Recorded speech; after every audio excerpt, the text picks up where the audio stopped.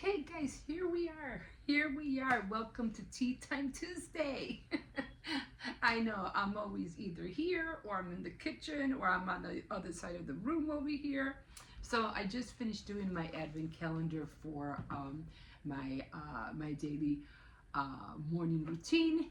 And even though it's not morning, it's going to be 1 o'clock. And I did take out number 10, and 10 was, what was it? Let me just read it from here. It was cinnamon spice black tea. So I did say that I would do this with you as well. So it's the Tea Company Advent Calendar banner. So, and it has 48 tea bags in here. So yeah, so I'm just gonna put another cube in here because I already have the tea in here. And I'm just going to give it a little stir. And then, oh, I had the oatmeal. I was talking about having oatmeal with, those mini frosted mini oats, mini shredded wheats, the mini frosted mini wheats. I put about 3 of them in my oatmeal. Oh my God, game changer. That was so good because it gave the oatmeal an added flavor to the oatmeal flavored pack that I had already. So that worked really well. So I hope everybody's doing good today.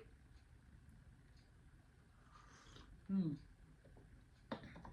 yeah, it tastes a lot better. So here we are. Here we are, and I do have a notebook that I'm reading, and it's called My Korean Deli. Now, the people that are in here, let me just tell you right off the bat, I'm going to try to read this book a little bit faster than I did the other one, because I know the other one, it took me a minute to read. But I'm already, this is how much I read already, right here on this side, so you can see. And I'm trying to read it as much as I can. It shouldn't take me that long to read. It's just, trying to find a time to do it. So the characters in here right now that I'm reading about is Kay, Dwayne, Edward, Gabby, Ben, and Salim. Anyway, Kay is the mother-in-law of Gabby, and Gabby and Ben are the couple who just bought a deli in New York. Oh God, I keep forgetting the place where they have a lot of bodegas and things like that. So they were into buying a store more because Gabby wanted to. She was an attorney before she bought. They decided to buy a store because her mom had begun to build her own business at the age of 30, and she wanted to do the same thing, and have a, what do you call it, a business of her own at that same age. I'm sorry, I'm just grabbing some paper here because my nose is running. I was out and about today, so yeah. So anyway, she wanted to have her own business at that same age. So her and Ben was a journalist. He works for a magazine. It's not a big magazine. It's a small magazine. So between the both of them, they wanted to have something they can look forward to and not work that 9 to 5, 40 hours, a week, and drive themselves into the ground and not having nothing to show for it. So they decided to both of them, even though I think Gabby was the more of the money maker than Ben. She made more money, and but because they wanted to go a different route, they ended up deciding to live with their in-laws, which is Kay and Edward. Edward is the father-in-law, and Kay is the mother of Gabby. So they ended up, staying with them in a basement. And I mean, I don't think the house was that big because they were always like, it was very small where they were always like crisscrossing each other all the time. And it was just, awkward. And, they can't move out until, they start seeing money coming in from the deli that they had just bought. But, they had decided to do this, and Ben's a boss because he was like, well, you're not doing too good. Is there something going on? Is there something you're not telling me? Your work is not up to par to what it used to be. And then Ben decided to let his boss know, well, me and my wife decided to buy a deli and run a store. And he's like, why would you do that? And he'd go, okay, but you know that you can't do one or the other. It's going to be hard, it's going to be difficult, and that's good in what you're doing, your endeavors and everything like that. But is it going to come in the way of your work here? And isn't that what people always say? Yeah, you can have a part-time job, but how are you going to work here and there at the same time? You either have to do one or the other. And in most cases, like in New York, you're working multiple jobs just to pay the rent.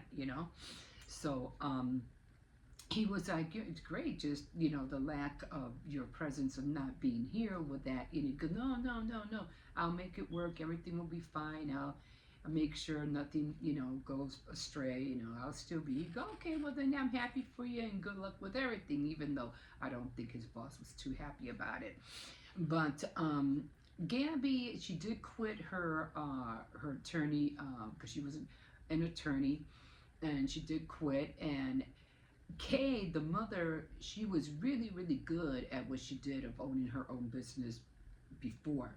So she's taking on ownership as the main boss to run the deli. Now they did get, they finally got all the paperwork done and things like that. And but the deli needs a lot of work. It seems like it was an old deli. Things are just all over the place, and Ben's trying to do his work, come to the deli, do the work there, and he just feels like he's like not really coping that well because he feels like it's like twiddling your thumb because you really don't know what to do. You're trying to help out your wife and help her bring her dream come true, and yet you're fumbling and messing up a lot of things. He doesn't even know how to cashier, but luckily Kay does, and because she had the experience. So he's like, trying to do this, trying to do that. One customer gets upset because he couldn't even make a decent cup of coffee. And the coffee was cold, and he goes, oh, I'd rather have the older owners than you guys. You guys suck. You guys are terrible. Because I'm pretty sure they've gone through several different owners, that place being there in Staten Island, that's where it was for that long. And then there was, people, he's coming in and he's hearing all these kind of people are coming in and out, and they had just hired a new person, and some people didn't take on as well. And, they had this one person who would come in ready, he had good qualifications and everything, but he would come in and just for one day, the next day he would call off, and the next day after that he would call off, oh, due to this, due to that. And Kay said, you know what, you're done, you're out of here, and you're fired. So they went through several, and so they finally got this one lady, and she was an older lady, and again, she was the one that messed up on the coffee because they had given cold coffee or stale coffee that had been sitting there for a while. And didn't they tell anybody, didn't they tell her that she has to turn on the coffee? There's a button that makes the coffee go on so it could be hot. Common sense, right? So he's going through all these, trying to learn the business and trying to sell this, trying to sell that. But at the same time, he's like, on the downside, because there's only, I guess, a window when everybody comes, probably like right after work and stuff like that, or lunchtime. But at night, because that's when he does most of his job, it's slow and he doesn't know what to do, and he's just like eating bags. He's eating the profits, eating bags of chip after bags of chips. Because he's bored. He goes, if they only would have had a computer here or something, I could, at least watch videos or something. But he's like, really bored. And then Kay's getting upset with him because he's like, don't you know how to do anything? go stock some stuff. And he goes, yeah, I'd rather do that, because at least it keeps me busy. At least I'm doing something instead of just sitting there, waiting for people to come in. I could understand that. That would drive me up a wall. But he's trying to get used to it, and I guess it got busy one day and one night, and people came in. I guess for some reason they had a TV in there, and I'm pretty sure the TV had to be old. I don't think it was up to date. And they were watching a movie, and people are getting mad at him for telling them, oh, like, what are you guys watching? It was a movie that he got wrong. He goes, no, it's not that movie, it's this movie. And he goes, oh, and then he hears more noise in the background, in the back where they keep all their inventory, and he's smelling smoke. He's like, what the heck's going on here? So he goes to the back, and he's seeing all these, weird individuals all playing cards and everything. And he's like, yeah, who are these people? Like, what's going on? And he's like, oh, and then somebody finally pops up and goes, oh, you're Ben. You're the new owner, right? Hi, I'm Dwayne. He goes, oh, Dwayne, okay. He goes, and Dwayne has been there ever since he was a teenager because of Salim. Salim was the owner. He goes, whatever you do, don't get rid of Dwayne. You'll regret it if you do. Because I guess he knows the ins and outs of everything about that store, because he grew up in that store. But yeah, and they were all very, I would say very colorful characters in that back room. And he's like, I don't know how to deal with this, I don't know what's going on. So even one of them already wanted to beat up Ben. Oh, hey, leave him alone. He's the new owner. Leave him alone. Oh, the new owner. Okay. So I already feel sorry for Ben already. I don't know if he's going to make it. But that's where we're at right now in this Korean Deli book. And his father-in-law made me laugh too, because he's like, somebody came in, and he thought it was a cat that came in. It was like, during the afternoon. And then apparently he didn't see nobody come in, so he goes back and eating his chips and everything like that. And evidently somebody did come in, because he heard noises in the basement, and he saw, and he goes down and he goes, oh, it's hi, Edward. And he goes, oh, and Edward barely says a word. He's just like an appliance guy. He's an fixer-upper guy. He fixes air conditioners, refrigerators, whatever has to be fixed, he's there to fix it. And he just comes, that's how he makes his money. He just goes to different places, and they say he's gone all day, and we don't see him until nighttime, but he's going here, fixing that, going there, fixing this, going over there and fixing something else. So they barely see him, but at the end of the day, he just comes home, eats, watch a little tube, and then it's back to the same thing, all over again in the morning. So he barely sees him, and Edward barely says a word to Ben. It's like, hi, bye. And he goes, you would think I would know this man. I mean, we've been living together for 6 months. Like, they barely know each other. So it's kind of hilarious at the same time. But that's where we're at, and I can't wait to see how much damage this guy Dwayne does to poor Ben, or who's really going to tell who what to do. You know what I mean? He already has Kay, who is the boss, and even though really it really is Gabby, but Kay taking the role, and then because Gabby is more like the financial partner, and And Ben, he's like the silent partner. And Dwayne, he's like, don't touch this, don't touch that, this goes here, that goes there, let me deal with the customers, you just stay there and look pretty, in other words, you know what I mean? And like, I don't know how this whole thing's gonna, go, but I can't, to make it a success. So we're gonna see what happens. Is he gonna keep his journaling job? Is he gonna quit his job to be a full-time deli owner? Is he gonna get rid of Dwayne? I don't know. I already feel sorry for Ben already. So that's where we're at right now with my Korean deli. And again, this book was based on a true story because he is the writer of the book, and he was talking about himself. So that's where we're at. Again, this is, I don't know if you ever see it. I think I got this one out of one of those little book library books outside somebody's house. So that's where I got that. Okay, so now I did want to talk to you because I know the holidays are here. And I know these are the times where everything could be overwhelming to everybody. I was watching this one video where this woman, she was an elderly woman, she was a grandmother, and she was talking about that she doesn't do Christmas gifts anymore. Like, she just stopped. And it hurt her a lot because, she was, doing this year after year after year, and it just came to a point where her funds, just wouldn't let her do it anymore. And she had to stop. She said, yeah, it hurt a lot because, she was always used to doing it, and her kids were even telling her, you need to stop, you can't afford to do this. And I understand, because I think I used to go through the same thing.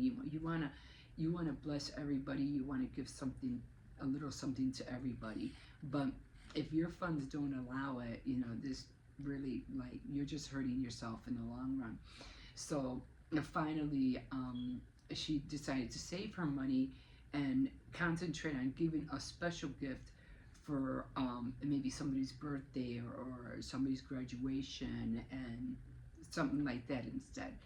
And but she was, very eloquent about it, and she tried to make everybody understand she didn't want to do it because she didn't love them. It's just that her financial status wouldn't let her, and that has to be understandable, and plus, I'm pretty sure her family understood. But that was, sometimes when you can't do something, you just can't. I guess I remember a friend at work, and the best you can do, and I was always giving gifts and everything like that, the grab bag, or the Secret Santa or whatever, always doing that, and because I thought it was fun, and I would buy things throughout the year, whatever's on sale, you get 3 for $5, or it's reduced. I was always buying things like that, so that because when it came time to Christmas, I would have all these things that I bought that were on sale, and I'd have quite a bit. I would have 10 to 11 different things. So, and because I had like 7 or maybe 9 girls that I used to work with, I would give each one a gift, plus the Secret Santa, gift as well. So I would do that. And then on top of that, I would make cookies, and I would make my own little gift bags, and put names on them for everybody. It was a lot of work. And I, trying to make everybody happy, and not to mention my own family, on top of that, and trying to mail out, gifts for my sisters, or, like that. But this one girl at work, she was like, and I don't know if I mentioned this last week, or I'm not sure, but she just decided just to give cards, just a Christmas green card to everybody. And I was like, where's my card? Because I was like, oh, Emma, I got your card, and it wasn't the amount of stuff that you would get, it was the thought behind it. And I was like, I was really looking forward to her card every year.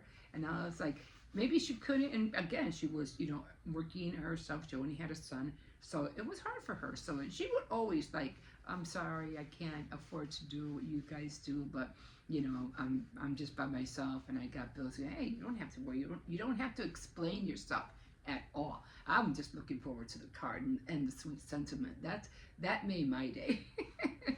So I did want to get the card. But we tend to stress ourselves out and we tend to overwhelm ourselves unnecessarily, like seriously. So I took some notes down and I said, one thing I do know that could cause a lot of stress, and even though, especially at these times of holidays, is sleep. You really need to get that sleep, especially if you're baking or creating things, and if you're creating things throughout the year, that's one thing that helps a lot. Do it, get a start even now. Get ready now for next year. Start now. You don't have to wait till the New Year's. You can start now, or maybe you should wait till the New Year's. This way you have a little bit more of a slower time.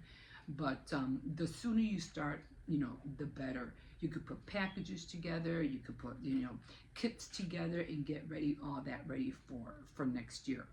But even then, sometimes what you really, really, really need to get yourself motivated, to get yourself going, and that's sleep. You really need to think about your sleep. Sometimes we think that, oh, we have to be up in the morning, we got to do this or do that. Even if you have to take a nap because sleep is more important than you know. It really is. The more restful body you have, the more you can think, the more things won't be, let me tell you, because I took some notes. So, again, don't overwhelm yourselves, and a lot of rest. Get a lot of rest because you know what the day is going to entail. You really know. You're going to have to get up early. You're going to have to get that dough going. You're going to have to get all that icing decorated and colored and all that, or baking or making all these big meals. You really need that rest. And stress can interfere with sleep. Proper rest will give you the upper hand on your stress. That's true. Once you get your proper sleep, your 8 hours or whatever, that proper rest will help you stress less in the long run.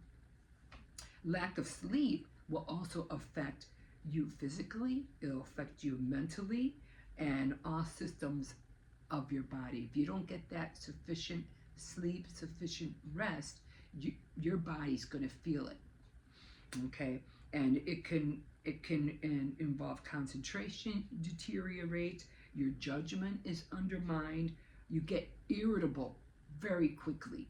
I'm good, and you can't think straight sometimes when you don't get the enough proper rest that you need. You get mad, you get irritated. Any little question somebody tries to ask you, you'll say, think about it. Think about it yourself for once. You'll get irritated and you'll start yelling at people.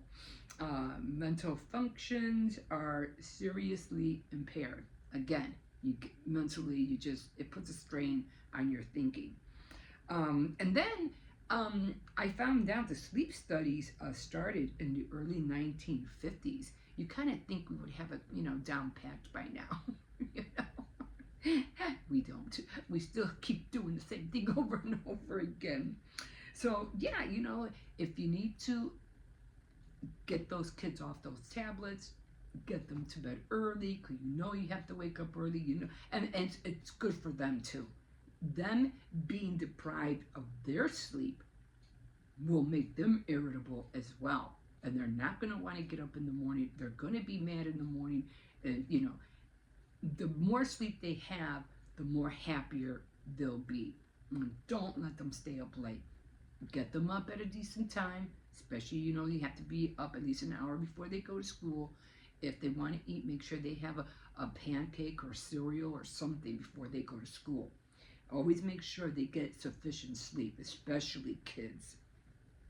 No more late shows, guys. Stay away. You're watching all your little late shows. Oh, I know. I've been there. I used to come home, after work at around 9 o'clock, 10 o'clock. It used to take me an hour, just to get home, or 45 minutes. Two buses. Even then, it was like a train and a bus. But anyway, you would come home, It's 10 o'clock, and the last thing you want to do is go straight to bed. You want to chill out. You want to have a cup of coffee, a little snack, and next thing you know, you put on the TV for a little bit, and next thing you know, it's 1 o'clock, 2 o'clock in the morning, and you're like, and then you wake up all over again in the morning, and you're upset because you knew you should have had that extra time of sleep instead of being up to 1, 2 o'clock in the morning. Don't do that. No late shows, especially not during the holiday months. No late shows. Stay away from them. And take vitamins. That helps a lot. Taking vitamins will give you that extra boost that you need. Again, and whatever you do, don't take sleeping pills, because sleeping pills will just make you more groggy. You don't want to take sleeping pills, especially, again, during these times, because you want to be up. You want to be mobile. You want to be active, and you can't be active if you're sleepy, you're tired, and again, it's just going to make your whole day go interrupted, and you're going to feel like you can't do this, you can't do that, you can't think straight. No, you need to take no sleeping pills and more. I can understand if you have insomnia or something like that, then that's different, because insomnia could also be a big builder for stress as well, because you're trying really hard to sleep, but you can't. There's nothing that will put you to sleep, and then you have to rely on sleeping pills. But hopefully the insomnia won't interfere in the things that you want to do, and of course I'm pretty sure it does, but you have to. It's like a tug of war with insomnia, right? I mean, I don't know. I've never had insomnia. I don't know what it's like, but I've known people who are up like 2-3 days, and they gotta work, and it's like that would probably be a very hard, problem to deal with, But I give credit to those who stay up and do their work, and if you have to knock out for a day or two, hopefully you could do it on a weekend when you don't work. Okay, so sorry about that. So, yeah, so again, get enough sleep so that you need to do what you want to accomplish. Now, there's other ways that you could, really, relieve stress, but one of them is don't sleep deprive yourselves, okay? Make sure you take that extra time to get that sleep that you need.